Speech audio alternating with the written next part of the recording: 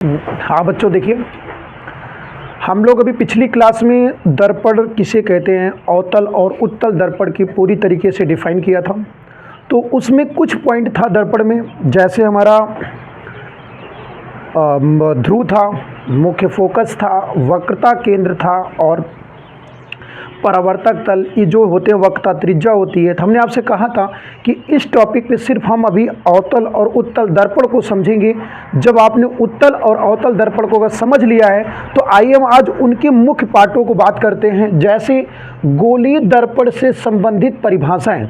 आज हम आपको गोलीय दर्पण से संबंधित परिभाषाएं बताएंगे और इसी में हम लोग आपको प्रतिबिंब का बनना, जो कि हमारे बोर्ड पेपर के लिए सबसे बेहतरीन टॉपिक है। आपको पता होना चाहिए बोर्ड एग्जाम में प्रतिबिंब के बनने से एक क्वेश्चन नॉर्मली हमेशा आता है और इस बार भी आएगा। तो उससे हम लोग सीखेंगे कैसे बनता है। आइए, रटना नहीं है फिजिक्स, हम बार बार कह चुके हैं भैया। हम आपको फिजिक्स समझाएंगे और आप समझने का प्रयास करिए। अगर एक बार अच्छी तरीके से अगर आप समझ लेते हैं तो आपको हमेशा याद रहेगा। तो हम आपको डायरेक्ट याद कराने का काम करेंगे। जैसा कि पता है एग्जाम नज़दीक आ गया था, किसी कारणों से एक दो दिन क्लास आपकी नहीं चली है, लेकिन अब आपकी क्लास रेगुलर चलेगी, कोई वो रुकेगी नहीं क्लास। तो इसलिए अब आप लोग आइए हम लोग पढ़ते हैं आज गोलीय दर्पण से संबंधित परिभाषाएं। अच्छे से समझिएगा, जहां भी आपको प्रॉब्लम होगी आप कमेंट करके ज़रूर बताइएगा हमें, ताकि हम आपकी प्रॉब्लम को समझ सके भैया। आइए देखते हैं हम सब गोलीय दर्पण से संबंधित परिभाषाएं। गोलीय दर्पण से संबंधित परिभाषाएं में जैसे कि आप पढ़े हैं, ध्रुव क्या है, कामा फोकस दूरी क्या है, फोकस दूरी, कामा वक्रता त्रिज्या, कामा मुख्य अक्ष, मुख्य अक्ष, मुख्य अक्ष, कामा परावर्तक पृष्ठ,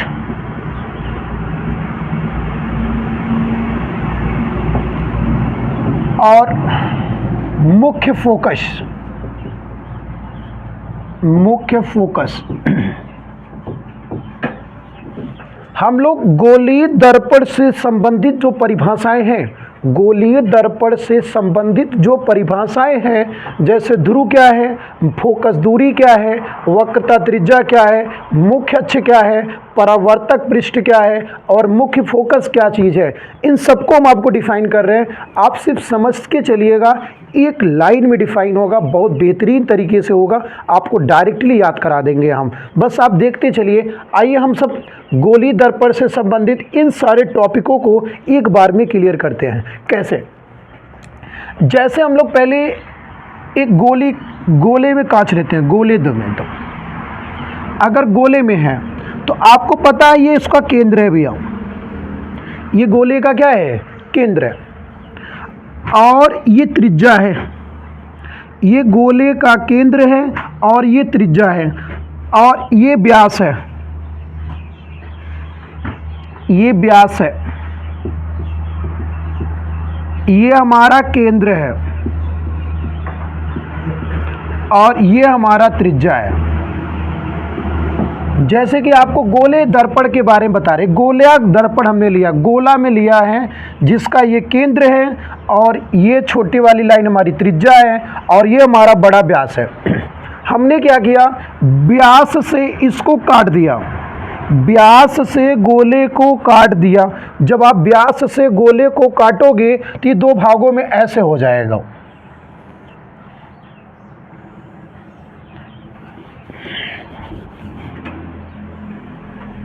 जब आप दो भागों में काट देंगे तो अलग अलग कुछ इस तरह अलग अलग भागों में दिखना हो जाएगा आपको। तो जब आप काटेंगे तो एकदम केंद्र से काटेंगे। कहाँ से काटेंगे आप? केंद्र से काटेंगे। तो जैसे केंद्र से काटेंगे तो दो अलग अलग भाग हो जाएगा। तो देखिए हम दो थोड़ा इसको आधे से काट दे रहे हैं, ये देखिए,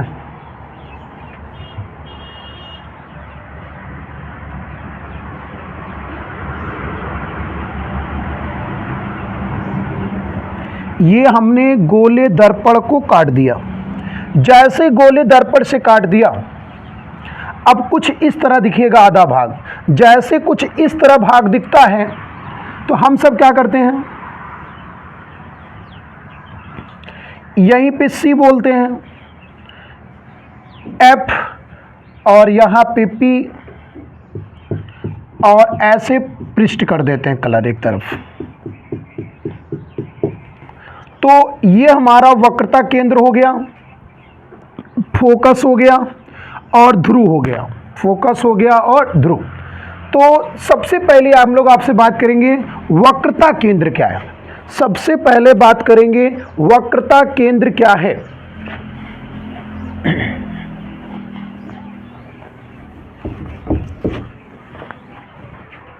सबसे पहले बात करेंगे वक्रता केंद्र। वक्रता केंद्र, वक्रता केंद्र क्या है। तो अभी आपने देखा क्या, जब ये गोले में था, जब ये गोले में दर्पण में था तो ये हमारा केंद्र था। जब हमने व्यास से इसको काट दिया तो केंद्र ही हमारा वक्रता केंद्र बन गया, केंद्र ही हमारा वक्रता केंद्र बन गया। तो कहने का मतलब है, अगर आपसे वक्रता केंद्र पूछा जा रहा है तो गोले दर्पण का वह भाग, जो गोला दर्पण होता है वह भाग जिसका केंद्र ही, गोलीय दर्पण का जो केंद्र है वही हमारा वक्रता केंद्र होता है। तो ये जो गोलीय दर्पण है, गोलीय दर्पण जिस गोले का भाग होता है, गोलीय दर्पण, ये जो गोलीय दर्पण बचा हुआ है, गोलीय दर्पण जिस गोले का, यानी पूरे गोले का, गोलीय दर्पण जिस गोले का भाग होता है उसका केंद्र ही वक्रता केंद्र कहलाता है। गोलीय दर्पण जिस गोले का भाग होता है उसका केंद्र ही वक्रता केंद्र कहलाता है। क्या कहलाता है? वक्रता केंद्र कहलाता है। तो गोलीय दर्पण, गोलीय दर्पण जिस गोले का भाग होता है, गोलीय दर्पण जिस गोले का भाग होता है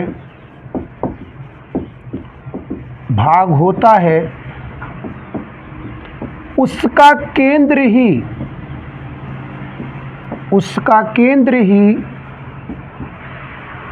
वक्रता केंद्र कहलाता है। उसका केंद्र ही वक्रता केंद्र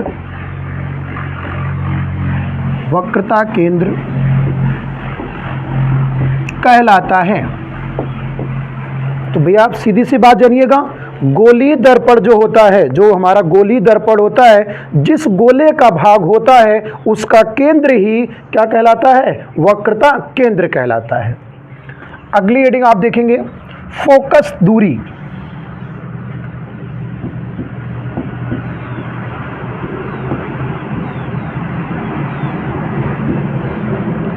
फोकस दूरी, तो फोकस दूरी आप लोग नॉर्मली समझेंगे भैया, फोकस और ध्रुव, फोकस और ध्रुव, फोकस और ध्रुव के बीच की दूरी को फोकस दूरी कहते हैं। फोकस और ध्रुव के बीच की दूरी को फोकस दूरी कहते हैं, या वक्रता त्रिज्या की आधी दूरी को, वक्रता त्रिज्या की आधी दूरी को हम लोग क्या कहते हैं? फोकस दूरी कहते हैं। क्या कहते हैं? फोकस दूरी। तो आप दो तरीके से डिफाइन कर सकते हैं, फोकस और ध्रुव के बीच की दूरी को फोकस दूरी कहते हैं, या तो आप बोलिए वक्रता त्रिज्या की आधी दूरी को क्या कहते हैं? फोकस दूरी कहते हैं। फोकस और ध्रुव के बीच की दूरी को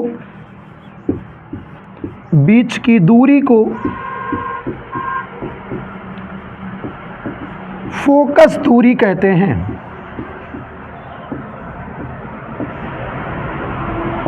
फोकस दूरी कहते हैं। फोकस और ध्रुव के बीच की दूरी को फोकस दूरी कहते हैं, या तो आप नॉर्मली याद रखिएगा, वक्रता त्रिज्या की आधी दूरी को, वक्रता त्रिज्या की आधी दूरी को हम लोग क्या कहते हैं? फोकस दूरी कहते हैं।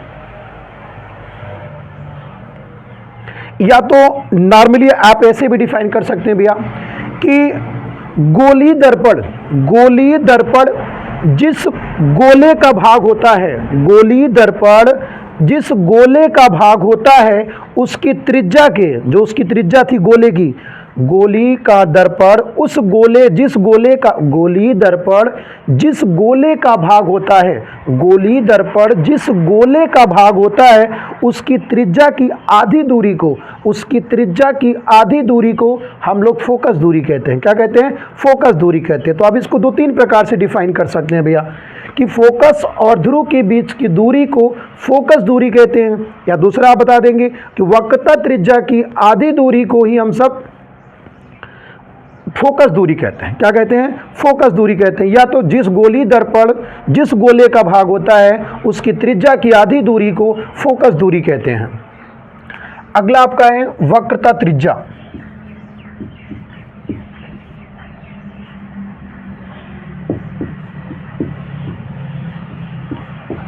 वक्रता त्रिज्या, तो वक्रता त्रिज्या में सीधे सी नॉर्मल सी डिफिनेशन पढ़ लेंगे।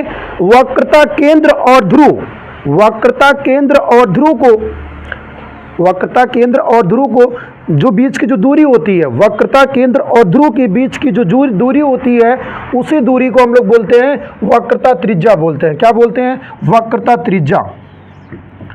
वक्रता केंद्र और वक्रता केंद्र और ध्रुव के बीच, ध्रुव के बीच की दूरी को वक्रता त्रिज्या कहते हैं।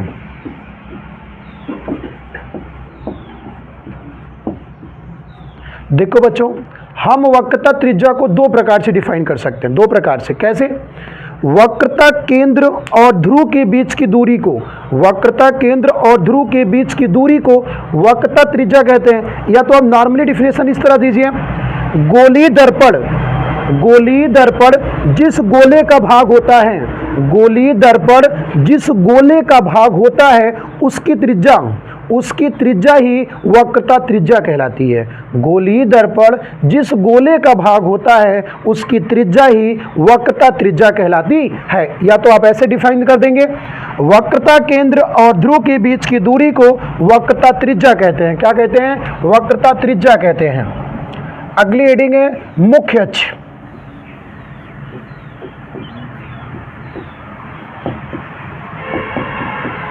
अगली हेडिंग है मुख्य अक्ष। तो मुख्य अक्ष की सिंपल सी परिभाषा है भैया, वक्रता केंद्र और ध्रुव को मिलाने वाली रेखा, वक्रता केंद्र और ध्रुव को मिलाने वाली रेखा को मुख्य अक्ष कहते हैं। क्या कहते हैं? मुख्य अक्ष कहते हैं। वक्रता केंद्र और ध्रुव को, वक्रता केंद्र और ध्रुव को मिलाने वाली रेखा, मिलाने वाली रेखा मुख्य अक्ष कहलाती है।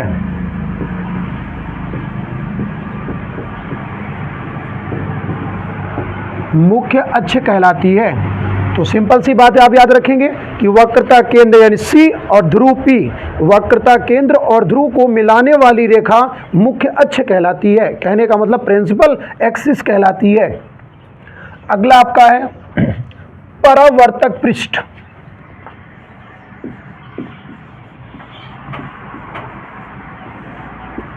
परावर्तक पृष्ठ, परावर्तक पृष्ठ, परावर्तक पृष्ठ का मतलब है जहां से प्रकाश किरणें टकरा के लौटेंगी, जहां से प्रकाश किरणें टकराएंगी और वापस लौटेंगी, उन्हीं को हम लोग क्या बोलेंगे? परावर्तक पृष्ठ।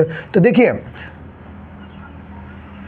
परावर्तक पृष्ठ जैसे ये कलई किया गया, पीछे साइड में भी अपेंट, तो प्रकाश इधर से आएंगी तो टकरा के वापस लौटेंगी। यानी गोली दर्पण का वह भाग जहां से प्रकाश किरणें टकरा के वापस लौटती है उन्हीं को परावर्तक पृष्ठ बोलते हैं। क्या बोलते हैं? परावर्तक पृष्ठ। या तो आप एक चीज और समझेंगे, गोली दर्पण गोलीय दर्पण जिस गोले का भाग होता है, गोलीय दर्पण जिस गोले का भाग होता है उसका व्यास ही परावर्तक पृष्ठ कहलाता है, क्योंकि जितना बड़ा हमारा व्यास है उतनी दूर से प्रकाश किरणें आएंगी और टकरा के वापस जाएंगी। तो हम नॉर्मली बता सकते हैं जितना उनका व्यास होगा वही हमारा परावर्तक पृष्ठ होगा। या तो आप नॉर्मली डिफिनेशन दीजिए हमारी तरह कि गोले जब प्रकाश किरण दर्पण पर आपतित होती है, जहाँ से टकरा के वापस लौटती हैं, जिन भाग से टकरा के वापस लौटती हैं उन्हीं को क्या बोलते हैं? परावर्तक पृष्ठ बोलते हैं। तो देखिए भैया, जिन भागों से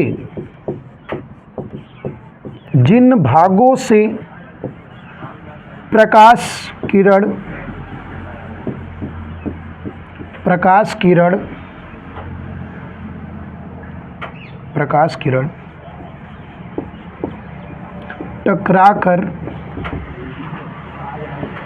टकरा कर वापस लौटती हैं परावर्तक पृष्ठ कहलाता है।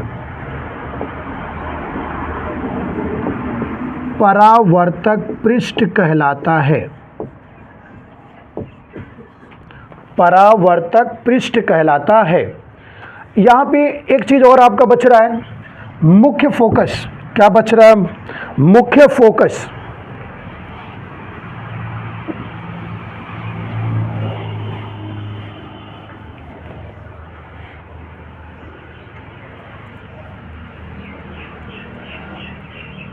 देखिए मुख्य फोकस क्या है?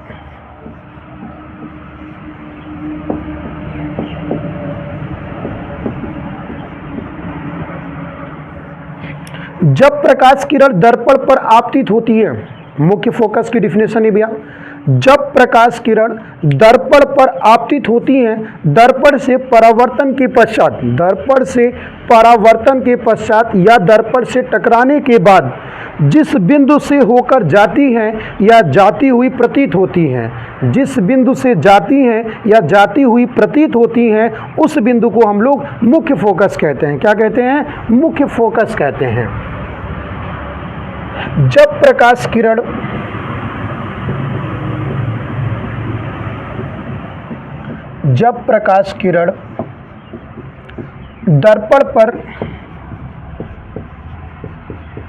दर्पण पर आपतित होती है, जब प्रकाश किरण दर्पण पर आपतित होती है और परावर्तन के पश्चात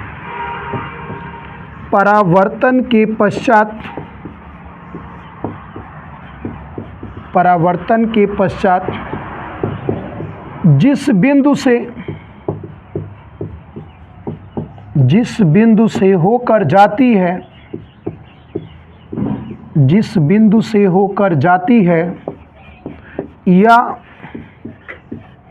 या जाती हुई प्रतीत होती है, जिस बिंदु से होकर जाती है या जाती हुई प्रतीत होती है, मुख्य फोकस कहलाता है। मुख्य फोकस कहलाता है। आइए हम आपको दिखा रहे हैं, एक बार फिर से डिफाइन कर रहे हैं, अच्छी तरीके से समझिएगा ताकि आपको डायरेक्ट यहीं से याद हो जाए, दोबारा याद करना ना पड़े। तो वक्रता केंद्र किसे कहते हैं? तो गोलीय दर्पण वक्रता केंद्र किसे कहते हैं? तो गोलीय दर्पण जिस गोले का भाग होता है उसका केंद्र ही वक्रता केंद्र कहलाता है। यानी जो गोलीय दर्पण होता है, जिस गोले का भाग होता है उसका केंद्र ही वक्रता केंद्र कहलाता है। फोकस दूरी क्या होती है? तो फोकस और ध्रुव के बीच की जो दूरी होती है उसको फोकस दूरी कहते हैं। क्या कहते हैं? फोकस दूरी कहते हैं। वक्रता केंद्र को हम लोग C से प्रदर्शित करते हैं। फोकस दूरी को हम लोग F से प्रदर्शित करते हैं भैया। वक्रता त्रिज्या, तो वक्रता केंद्र और ध्रुव के बीच की दूरी को, वक्रता केंद्र और ध्रुव के बीच की दूरी को वक्रता त्रिज्या कहते हैं, जिसे हम सब स्मॉल r से प्रदर्शित करते हैं। मुख्य अक्ष, वक्रता केंद्र और ध्रुव को मिलाने वाली रेखा, वक्रता केंद्र और ध्रुव को मिलाने वाली रेखा मुख्य अक्ष कहलाती है। क्या कहलाती है? मुख्य अक्ष कहलाती है। परावर्तक पृष्ठ, जिन भागों से प्रकाश किरण टकराकर, जिन भागों से प्रकाश किरण टकराकर वापस लौटती है, परावर्तक पृष्ठ कहलाता है। क्या कहलाता है? परावर्तक पृष्ठ कहलाता है। आप परावर्तक पृष्ठ को इस तरह भी डिफाइन कर सकते हो कि गोलीय दर्पण जिस गोले का भाग होता है, गोलीय दर्पण जिस गोले का भाग होता है उसका व्यास ही परावर्तक पृष्ठ कहलाता है। उसका व्यास ही क्या कहलाता है? परावर्तक पृष्ठ कहलाता है। अगली हेडिंग आती है मुख्य फोकस। अगली हेडिंग आती है मुख्य फोकस।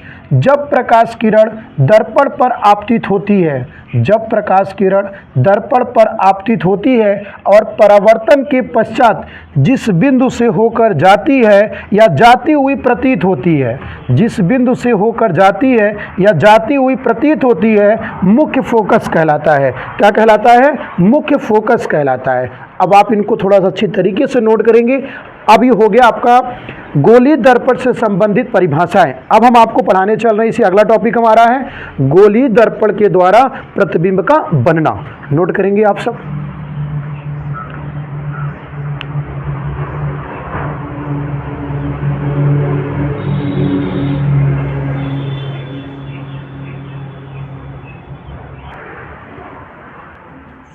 देखिए, अब अगला हमारा सबसे मोस्ट इंपॉर्टेंट टॉपिक है गोलीय दर्पण के द्वारा प्रतिबिंब का बनना। गोलीय दर्पण द्वारा प्रतिबिंब का बनना, जो कि सबसे बेहतरीन क्वेश्चन है पेपर के अकॉर्डिंग। हमारे बोर्ड एग्जाम पेपर में प्रतिबिंब का बनना एक प्रश्न जरूर आता है। अगर आप अच्छी तरीके से प्रतिबिंब का बनाना सीख लेते हैं तो हमें लेंस में प्रतिबिंब का बनाना बेहद आसान हो जाएगा, क्योंकि जो घटना हमारा यहाँ दर्पण में घटेगी वही घटना हम लोग लेंस में पढ़ेंगे भैया। तो इसलिए हम लोग दर्पण में प्रतिबिंब का जो बनना है पूरी तरीके से क्लियर कर लेते हैं। तो गोलीय दर्पण द्वारा प्रतिबिंब का बनना, तो गोलीय दर्पण द्वारा प्रतिबिंब का जो बनने का नियम है, गोलीय दर्पण द्वारा प्रतिबिंब का बनना है हमारा हेडिंग है। और गोलीय दर्पण में प्रतिबिंब बनाने के 3 नियम हैं। गोलीय दर्पण में प्रतिबिंब बनाने के 3 नियम हैं। तो आप देखेंगे गोलीय दर्पण द्वारा प्रतिबिंब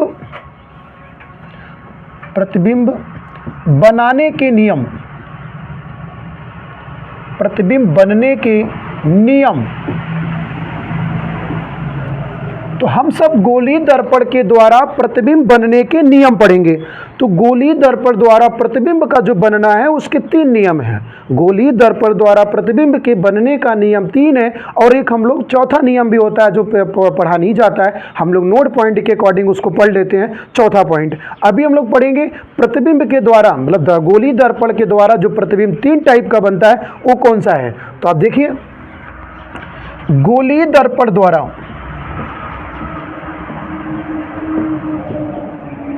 गोलीय दर्पण द्वारा प्रतिबिंब बनाने के 3 नियम हैं। गोलीय दर्पण द्वारा प्रतिबिंब बनाने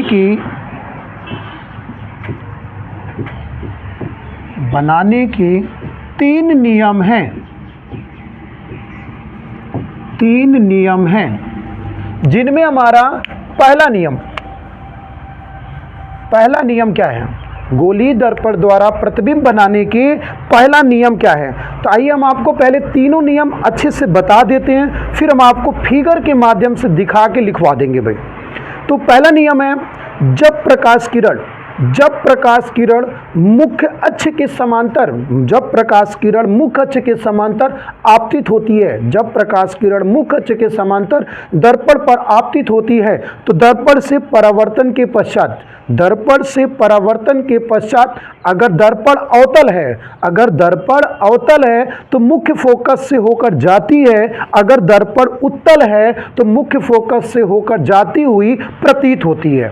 जब प्रकाश किरण मुख्य अक्ष के समांतर आपतित होती है तो दर्पण से परावर्तन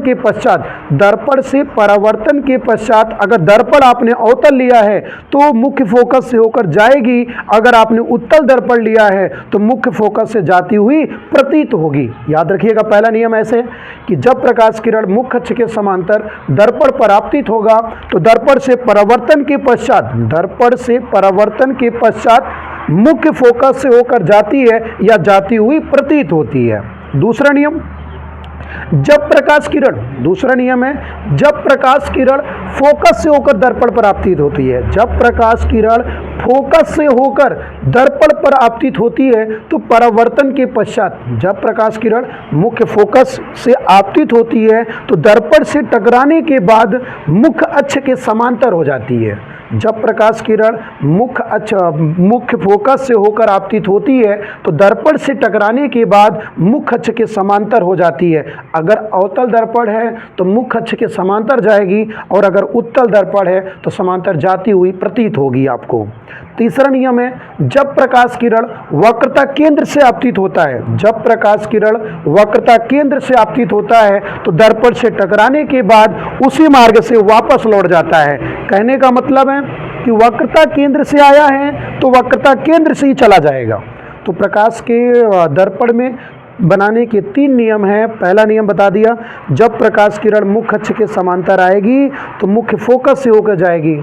दूसरा नियम, अगर मुख्य फोकस से होकर आ रही है तो दर्पण से परावर्तन के पश्चात मुख्य अक्ष के समांतर हो जाएगी। तीसरा नियम, जब प्रकाश किरण वक्रता केंद्र से होकर आती है तो दर्पण से टकराने के बाद उसी मार्ग में वापस लौट जाती है। तो हमारे 3 नियम हैं, जिनमें से हमारा प्रथम नियम है, आप देखेंगे हम आपको फिगर के माध्यम से दिखा रहे हैं, फिर आपको समझ में आ जाएगा।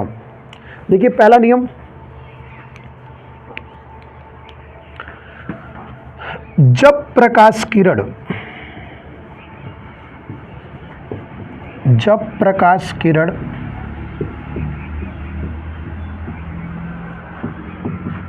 मुख्य अक्ष के समांतर, जब प्रकाश किरण मुख्य अक्ष के समांतर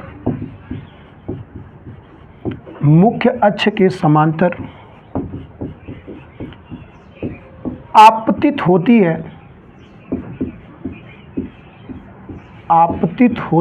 मुख्य अक्ष के समांतर आपतित होती है तो दर्पण से परावर्तन के बाद, दर्पण से परावर्तन के पश्चात, दर्पण से परावर्तन के पश्चात मुख्य फोकस से होकर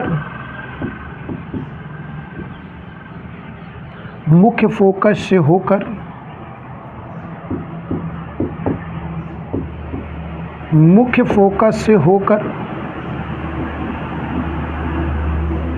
फोकस से होकर जाती हैं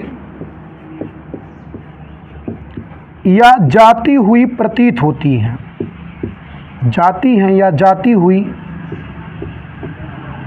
प्रतीत होती हैं। तो हम आपको बता दे रहे हैं, जहां से प्रकाश किरण होकर जाती हैं वो अवतल दर्पण है और जहां पे प्रतीत होगा वो हमारा उत्तल दर्पण है। याद रखिएगा आप सब। तो ये फिगर के माध्यम से दिखा रहे हैं आपको।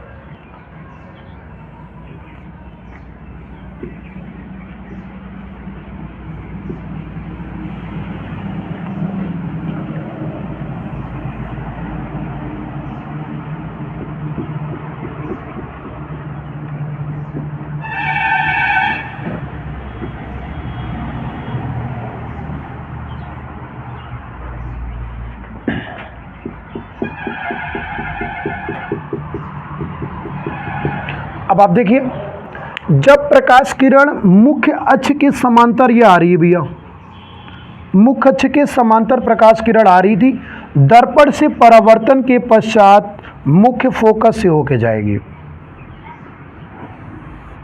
दर्पण से परावर्तन के पश्चात मुख्य फोकस से होके जाएगी। अब इधर से जब मुख्य अक्ष के समांतर प्रकाश किरण आया, अब उस तरफ पेंट है भैया तो उस तरफ जाएगा नहीं, लेकिन ये लौटेगा भी नहीं, तो ये फोकस को केंद्रित करेगा पहले।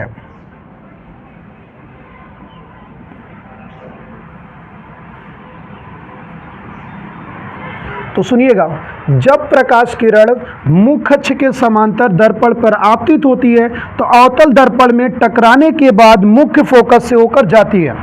और उत्तल दर्पण में देखिए, जब प्रकाश किरण मुख्य अक्ष के समांतर आपतित होती है तो दर्पण से टकराने के बाद फोकस से होकर जाती हुई प्रतीत होती है। फोकस से होकर जाती हुई प्रतीत होती है। यह आपका अवतल दर्पण है,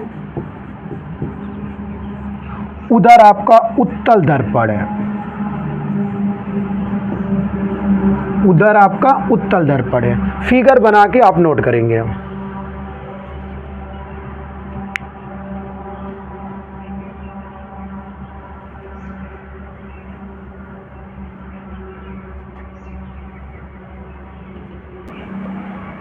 देखिए, पहला नियम आपने पढ़ लिया कि जब प्रकाश किरण मुख्य अक्ष के समांतर आती है, दर्पण से टकराने के बाद मुख्य फोकस से होकर जाती है या जाती हुई प्रतीत होती है। हमने आपको फिगर के माध्यम से दिखा दिया।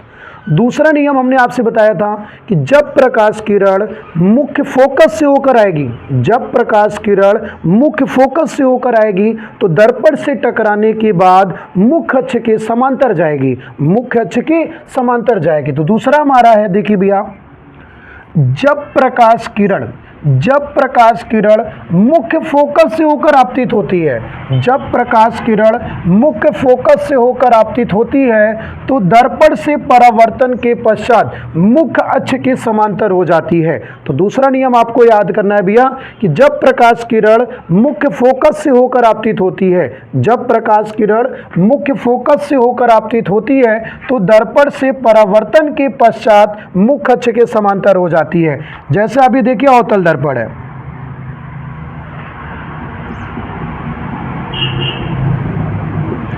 और इधर हमारा उत्तल दर्पण है।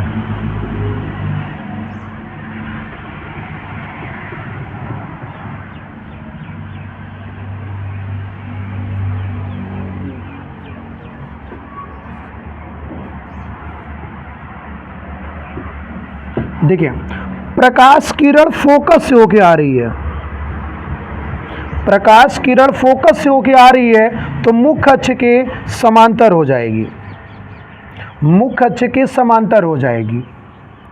और उत्तल दर्पण में अगर प्रकाश किरण फोकस पे आ रही है तो मुख्य अक्ष के समांतर हो जाएगी, मुख्य अक्ष के क्या हो जाएगी, समांतर हो जाएगी। ये आपका अवतल दर्पण है और इधर आपका उत्तल दर्पण है। ये आपका दूसरा नियम हो गया कि जब प्रकाश किरण मुख्य अक्ष फोकस से होकर आएगा तो दर्पण से परावर्तन के पश्चात मुख्य अक्ष के समांतर जाएगी। क्या जाएगी, मुख्य अक्ष के समांतर। इसको बना के परिभाषा नोट करेंगे फिगर सहित।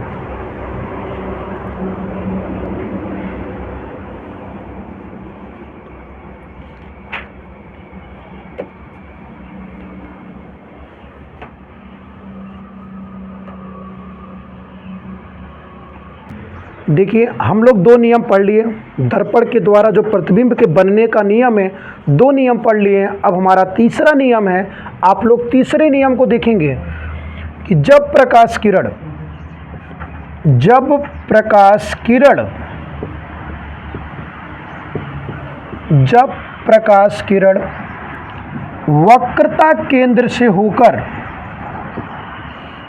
वक्रता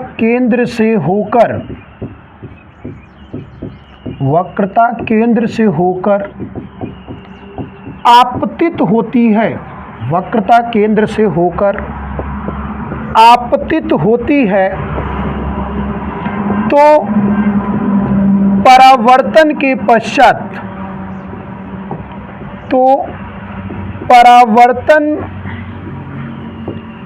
पश्चात उसी मार्ग से वापस लौट जाती है, परावर्तन के पश्चात उसी मार्ग से वापस लौट जाती है। वापस लौट जाती है। कहने का मतलब है, हमारा तीसरा नियम है, जब प्रकाश किरण वक्रता केंद्र से आपतित होती है तो दर्पण से परावर्तन के पश्चात उसी मार्ग में वापस लौट जाती है। आइए हम इसको फिगर के माध्यम से देखते हैं।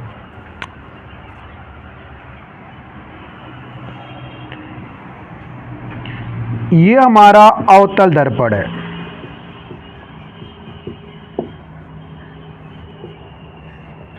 और ये हमारा उत्तल दर्पण है।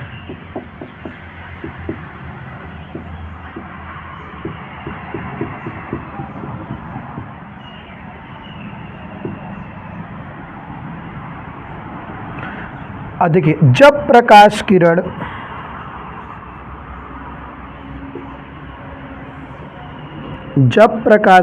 वक्रता केंद्र से आपतित होता है तो दर्पण से टकराने के बाद उसी मार्ग में वापस लौट जाता है। जब प्रकाश किरण वक्रता केंद्र से आपतित होती है तो दर्पण से टकराने के बाद उसी मार्ग में वापस लौट जाती है। वहाँ देखिए, जब प्रकाश किरण वक्रता केंद्र पर आपतित होती है तो दर्पण से टकराने के बाद उसी मार्ग में वापस लौट जाती है। ये आपका अवतल दर्पण और ये आपका उत्तल दर्पण। तो पहले मेरी बात आप सुन लीजिए अच्छी तरीके से। प्रतिबिंब बनाने के हमारे पास 3 नियम हैं। इन 3 नियम के अलावा हम लोग कोई नियम यूज नहीं करेंगे। पहला नियम, जब प्रकाश किरण मुख्य अक्ष के समांतर आएगी, जब प्रकाश किरण मुख्य अक्ष के समांतर आएगी तो दर्पण से परावर्तन के पश्चात फोकस से होकर जाना है। कहाँ से होकर जाना है? फोकस से होकर जाना है या जाती हुई प्रतीत होगी फोकस से। दूसरा नियम है, जब प्रकाश किरण मुख्य फोकस से आपतित होती है, जब प्रकाश किरण मुख्य फोकस से आपतित होती है दर्पण से परावर्तन के पश्चात, दर्पण से परावर्तन के पश्चात मुख्य अक्ष के समांतर जाएंगी, मुख्य अक्ष के समांतर जाएंगी। तो एक दूसरे के अपोजिट है। यहाँ समांतर आया था पहले में तो फोकस से होके गया था, और दूसरे में फोकस से आ रहा है तो मुख्य अक्ष के समांतर जा रहा है। तीसरा नियम, वक्रता केंद्र से आएगा तो दर्पण से टकराने के बाद उसी मार्ग में वापस लौट जाएगा। चौथा थोड़ा सा एक समझ लेंगे नियम। एक नियम ये भी है भैया, सिर्फ आप समझ लीजिए बस।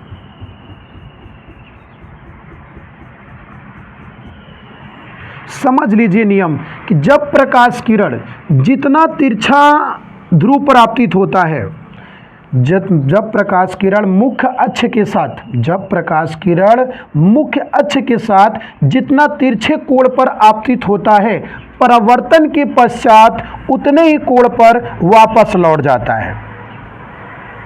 ये हमारा चौथा नियम के अकॉर्डिंग में आएगा कि जब प्रकाश किरण मुख्य अक्ष के साथ जितने तिरछे आपतित कोण पे आपतन होता आता है, मतलब तिरछे में जितने कोण पर आपतित होता है मुख्य अक्ष के साथ परावर्तन के पश्चात उतने ही कोण पर वापस लौट जाता है। ये हमारा चौथे नियम पे रहेगा। जैसे ये हो गया उत्तल दर्पण।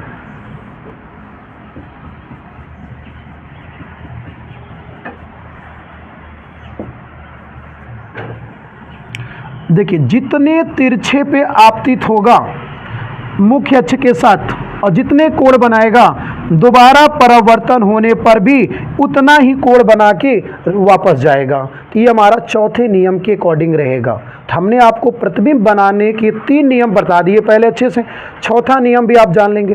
तो अगर आप अभी प्रतिबिंब के नियम को जब अच्छी तरीके से समझ लिए हैं तो अब हम लोग पढ़ेंगे गोलीय दर्पण के द्वारा प्रतिबिंब बनाने के 3 नियम हो गए। अब गोलीय दर्पण हमारा 2 प्रकार का होता है, अवतल दर्पण और उत्तल दर्पण।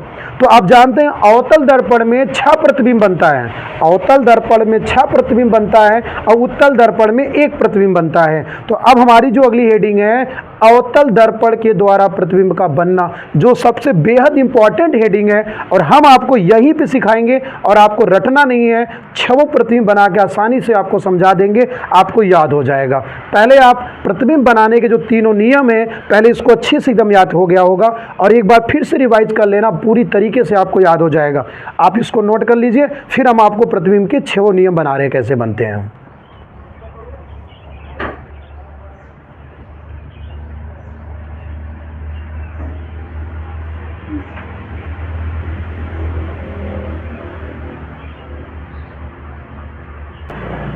देखिए, अभी तक हम लोगों ने प्रतिबिंब के बनाने का नियम पढ़ा। अब हमारा अगला टॉपिक आता है भैया, अवतल दर्पण द्वारा प्रतिबिंब का बनना। अवतल दर्पण के द्वारा प्रतिबिंब का बनना। तो आइए हम सब देखते हैं अवतल द्वारा प्रतिबिंब का बनना कैसे है। तो अवतल दर्पण के द्वारा 6 प्रतिबिंब बनता है। अवतल दर्पण के द्वारा 6 प्रतिबिंब बनता है, लेकिन वो 6 प्रतिबिंब बनाने में हमने जो भी 3 नियम पीछे पढ़े हैं, उन्हीं तीनों नियम का यूज करेंगे। उन्हीं तीनों नियम की मदद से हमारी ये जो 6 प्रतिबिंब बनेंगे वो आपको देखने को मिलेंगे।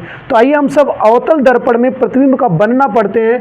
तो अवतल दर्पण के द्वारा प्रतिबिंब का बनने का पहला जो प्रतिबिंब बनता है, जब वस्तु अनंत पर हो।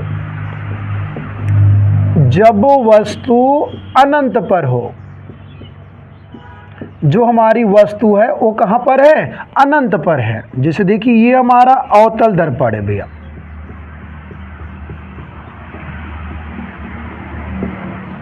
ये हमारा अवतल दर्पण है, ये ध्रुव है, ये फोकस है, ये वक्रता केंद्र है।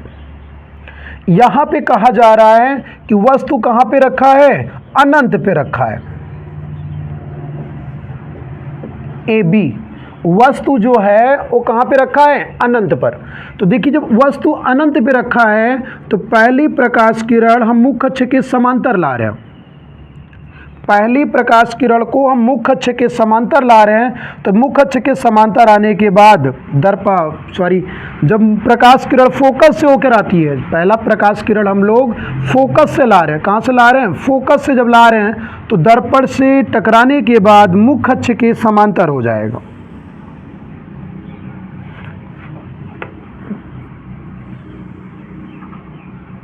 जब प्रकाश किरण फोकस से होकर आता है तो दर्पण से परावर्तन के पश्चात मुख्य अक्ष के समांतर जाता है। दूसरी प्रकाश किरण हम वक्रता केंद्र से ला रहे हैं भैया। दूसरी प्रकाश किरण हम वक्रता केंद्र से ला रहे हैं, जो दर्पण से टकराने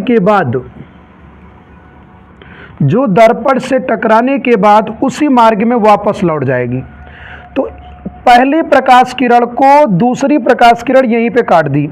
जिस पॉइंट पे काट देती है भैया,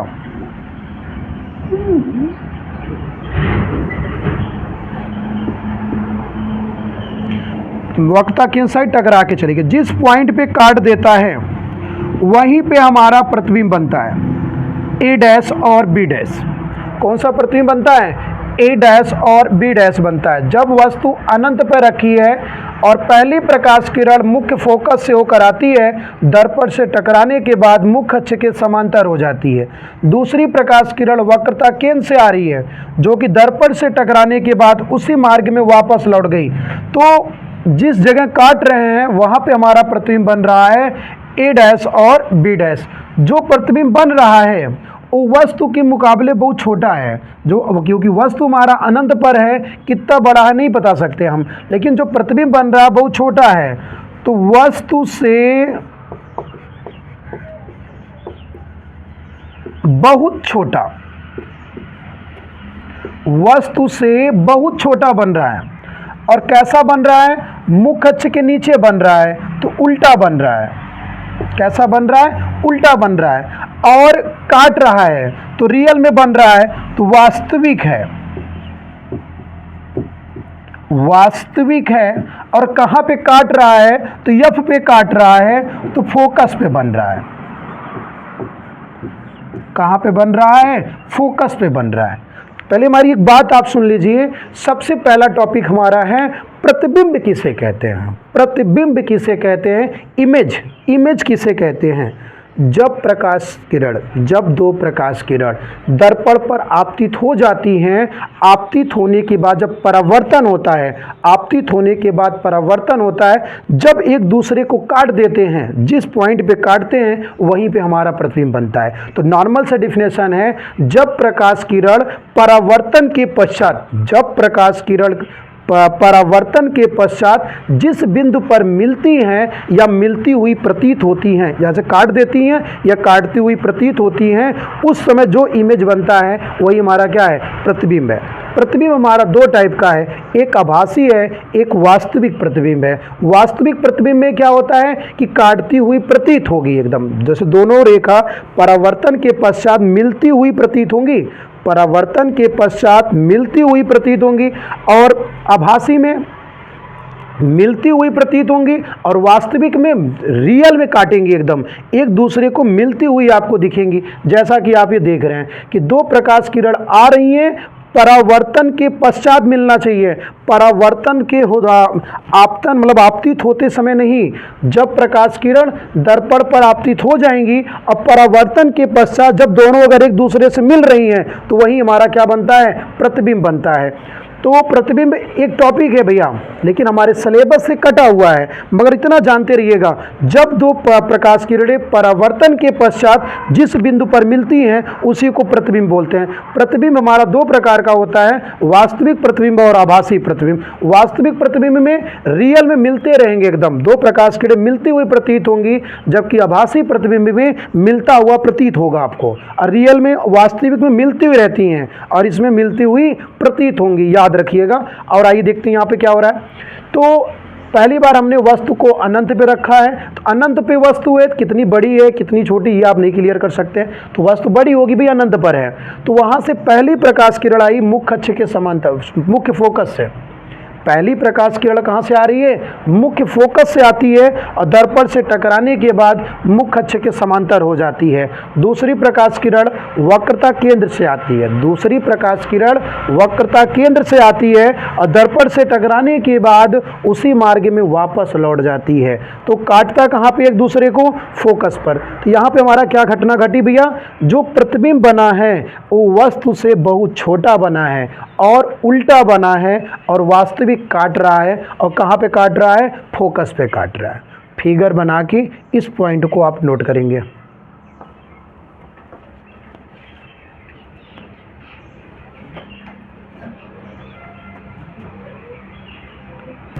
देखिए हमारा पहला प्रतिबिंब बना जब वस्तु अनंत पर था। अब हम सब दूसरा प्रतिबिंब बनाएंगे जब वस्तु वक्रता केंद्र तथा अनंत के बीच हो, जब वस्तु वक्रता केंद्र तथा अनंत के बीच हो। ये देखिए भैया, ये हो गया अवतल दर्पण,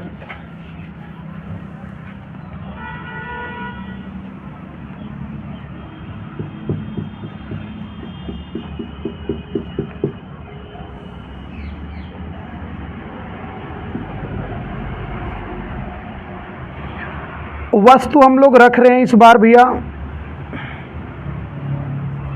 वक्रता केंद्र और अनंत के बीच, वक्रता केंद्र और अनंत के बीच में वस्तु है ए बी।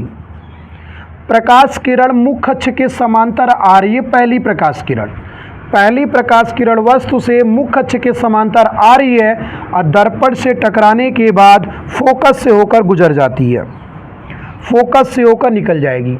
दूसरी प्रकाश किरण हम सब फोकस से ला रहे हैं, दूसरी प्रकाश किरण फोकस से ला रहे हैं, दर्पण से टकराने के बाद मुख्य अक्ष के समांतर करना है आपको, मुख्य अक्ष के समांतर करना है। यहाँ पे काट दिया तो आपका प्रतिबिंब बन गया ए डैश और बी डैश। कैसा बना है, छोटा बना है भैया, वस्तु से छोटा बना है और उल्टा बना है, वास्तविक बना है, वास्तविक बना है, और वक्रता केंद्र फोकस और वक्रता केंद्र के बीच, वक्रता केंद्र के बीच। जब आपसे बोला जाएगा कि वस्तु वक्रता केंद्र तथा अनंत के बीच हो तो उसका प्रतिबिंब कैसा बनता है, तो वस्तु से छोटा बनता है, उल्टा बनता है, वास्तविक बनता है और कहाँ पे बनता है? फोकस और वक्रता केंद्र के बीच बनता है। तीसरा हमारा वस्तु बनता है जब वस्तु वक्रता केंद्र पर हो। तीसरा प्रतिबिंब हम सब बनाएंगे जब वस्तु वक्रता केंद्र पर हो। तो ये देखिए भैया, ये हमारा अवतल दर्पण का फिगर हो गया। आप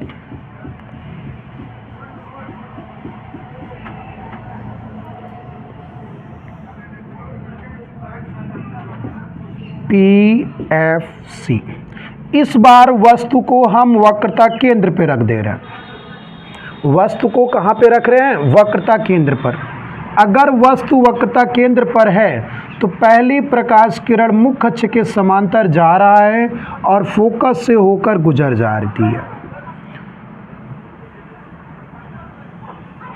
मुख्य अक्ष के समांतर आती है, फोकस से होकर गुजर जाती है। दूसरी प्रकाश किरण को हम सब फोकस से निकाल रहे हैं तो मुख्य अक्ष के समांतर हो जाती है। मुख्य अक्ष के क्या हो जाती है? समांतर। एक दूसरे को C के नीचे ही काट रही है। तो C पे वस्तु था AB, C पे वस्तु था AB।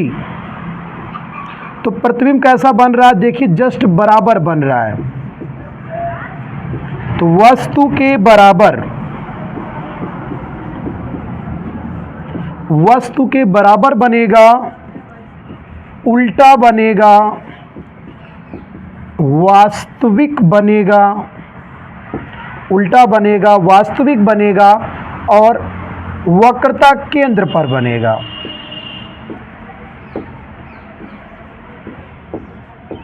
तो आपको याद करने की जरूरत है कि जब कभी पूछा जाता है वह कौन सा स्थान है जहां पे वस्तु रखें और उसका प्रतिबिंब उसी जगह पे बन जाए, तो वो कौन सा जगह है? वक्रता केंद्र।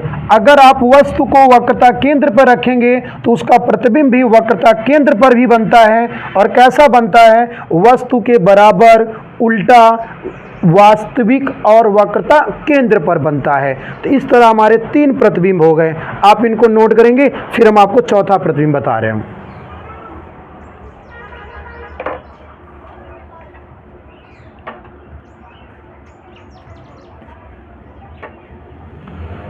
देखिए, हमारे 3 प्रतिबिंब बन चुके हैं।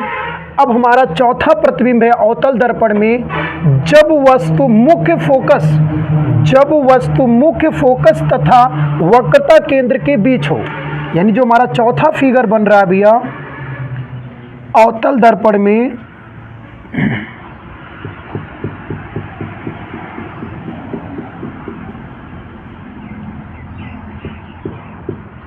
अवतल दर्पण में जब वस्तु मुख्य फोकस तथा वक्रता केंद्र के बीच हो। ये देखिए,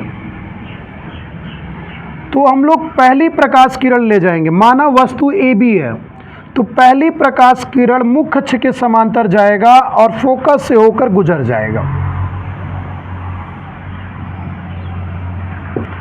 दूसरी प्रकाश किरण हम लोग फोकस से गुजार दे रहे हैं।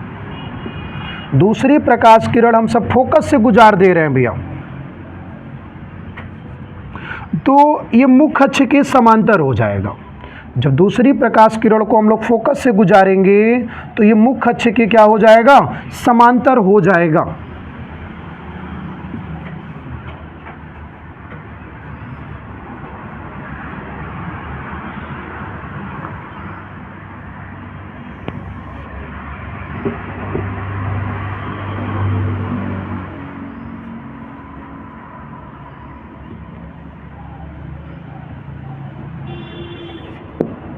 तो मुख्य अक्ष के समांतर हो जाएगा। A' और B' काटेगा। क्या काटेगा? A' और B' काटेगा। तो कैसा काट रहा भैया? थोड़ा वस्तु के अपेक्षा बड़ा है। तो वस्तु से बड़ा, वस्तु से बड़ा, उल्टा, वास्तविक, उल्टा वास्तविक, वक्रता केंद्र और अनंत के बीच में बन रहा है। अनंत और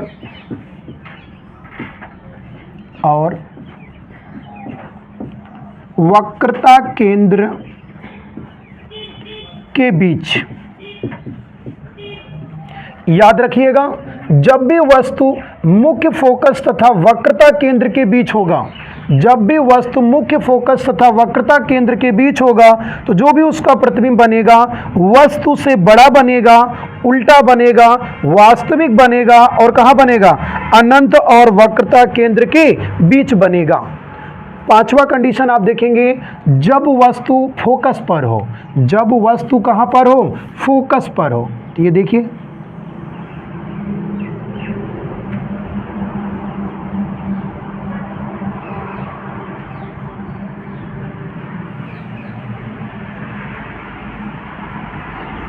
इस बार वस्तु को हम सब फोकस पे रख दे रहे हैं भैया। जब वस्तु को फोकस पे रखेंगे तो मुख्य अक्ष के समांतर जाएगी प्रकाश किरण, ए बी वस्तु है।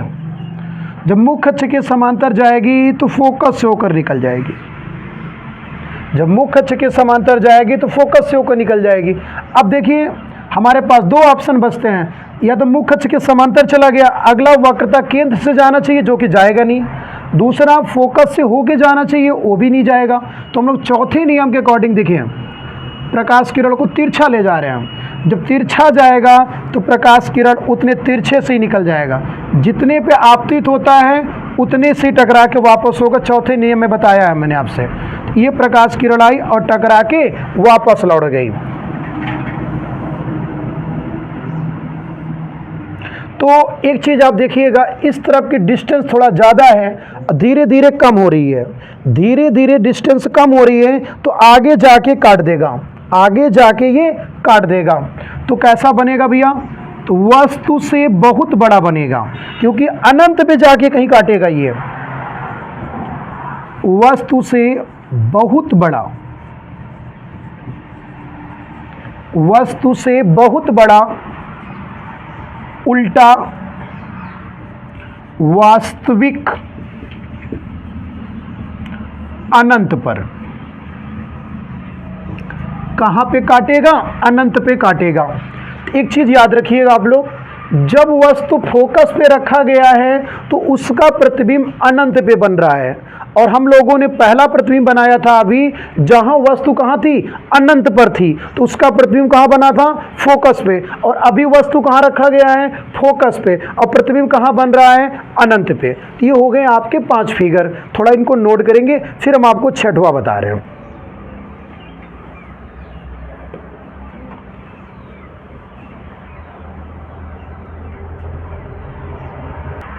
देखिए, अब हमारा छठवां फिगर कहाँ बन रहा है? जब वस्तु ध्रुव तथा फोकस के बीच हो, जब वस्तु ध्रुव तथा फोकस के बीच हो,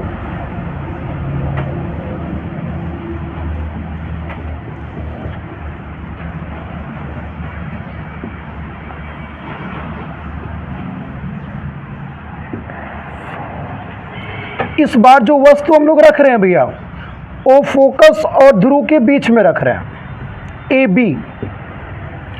पहली प्रकाश किरण मुख्य अक्ष के समांतर गई तो फोकस से होके जाना है। कहां से होके जाना है? फोकस से होके जाना है। दूसरी प्रकाश किरण वक्रता केंद्र से जा रही है, तो दर्पण से टकराने के बाद उसी मार्ग में वापस भी लौटना है। तो हम क्या देख रहे हैं? इधर से एक दूसरे से दूर हट रहे हैं, जो कि कभी नहीं काटेंगे। अगर काटेंगे ही नहीं तो प्रतिबिंब भी नहीं बनेगा हमारा भैया। तो हम लोगों ने क्या देखा? आगे की तरफ थोड़ा पास में सट रहा, तो हम लोग इसको आगे आभास कर लिए।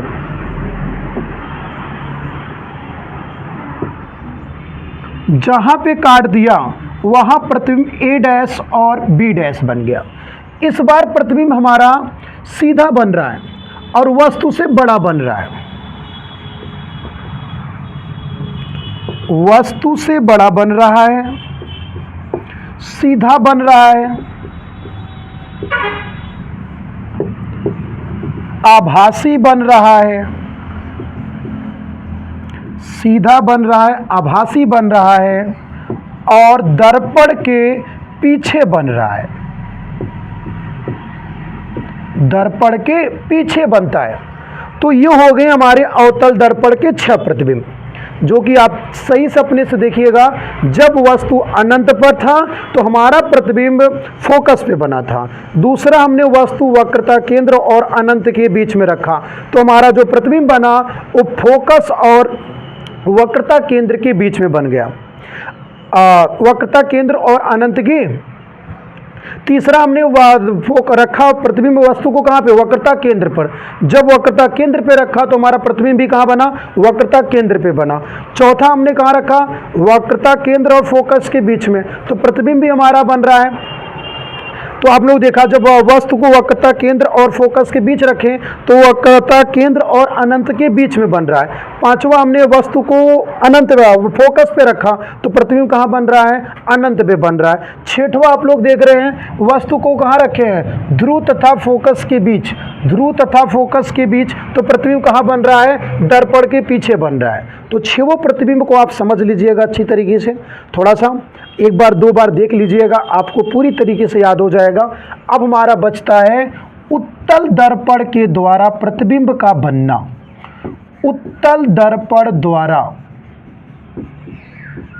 उत्तल दर्पण द्वारा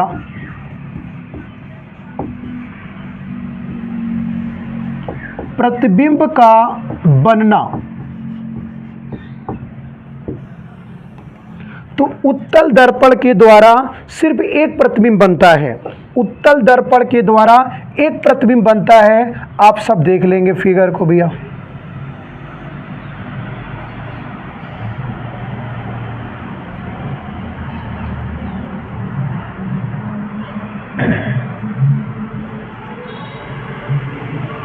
जैसे कोई एक वस्तु है AB, मुख्य अक्ष के समांतर गया प्रकाश किरण, फोकस को केंद्रित करेगा और लौट जाएगा। दूसरी प्रकाश किरण वक्रता केंद्र से जा रही है तो टकराने के बाद उसी मार्ग में वापस लौट जाएगी। तो काटा कहाँ पे है, A' और B' पे। तो किधर काटा है, वस्तु इस साइड है, अब प्रतिबिंब उस साइड बन रहा है। कैसा बन रहा है, वस्तु से छोटा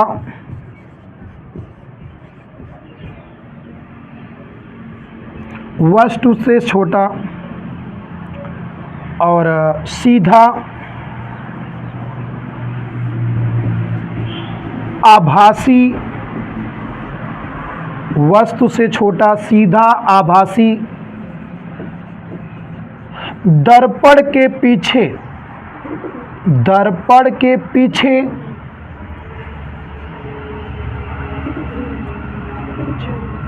ध्रुव फोकस के बीच।